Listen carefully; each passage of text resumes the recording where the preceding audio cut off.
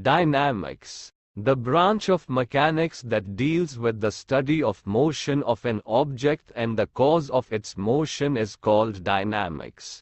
Newton's laws of motion are of fundamental importance in understanding the causes of motion of a body. Force. A force moves or tends to move, stops or tends to stop the motion of a body. The force can also change the direction of motion of a body, as shown in figures.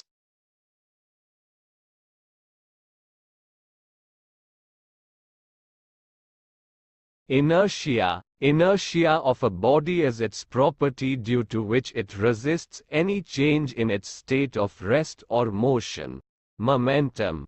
Momentum of a body is the quantity of motion it possesses due to its mass and velocity. The momentum p of a body is given by the product of its mass m and velocity v. P is equal to m into v. Momentum is a vector quantity. Its SI unit is kilogram-meter per second. Net force. Net force is the resultant of all the forces acting on a body.